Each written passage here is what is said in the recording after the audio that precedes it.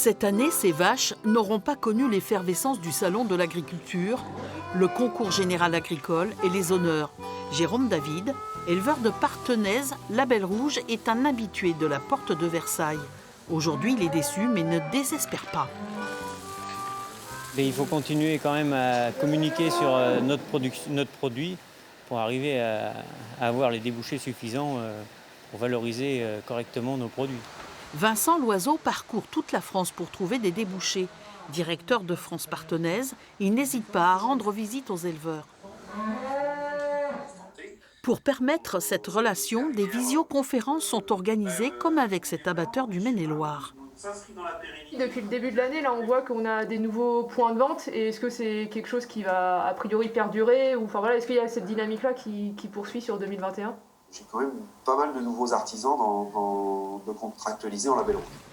La Partenaise La Belle Rouge est aujourd'hui présente dans quelques pays européens, mais aussi sur la Côte d'Azur, dans la région parisienne et le Grand Ouest. Le label rouge en France, en bœuf, c'est grosso modo 3% de la viande de bœuf est commercialisée sous label rouge. En race partenaise, toutes races confondues. En race partenaise, on est autour de 8%.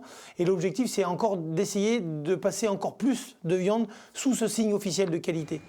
Cette viande, labellisée, intéresse les bouchers. Beaucoup en font un argument de vente auprès des consommateurs.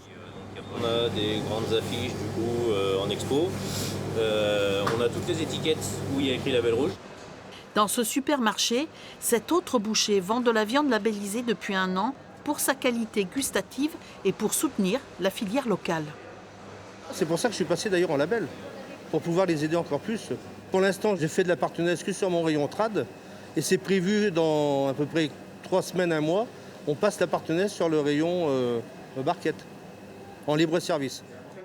Pour permettre aux éleveurs de communiquer avec les revendeurs, France Partenaise organise également des stages. Aujourd'hui, malgré l'annulation du Salon de l'agriculture, on sera présent auprès des consommateurs, mais dans les différents points de vente. Et c'est ce que vous apprenez aujourd'hui ? C'est ce qu'on apprend aujourd'hui, pour être plus performant. Privée de salon de l'agriculture, la race partenaise a décidé de faire front et de mettre en place des stratégies pour rester sur le devant de la scène.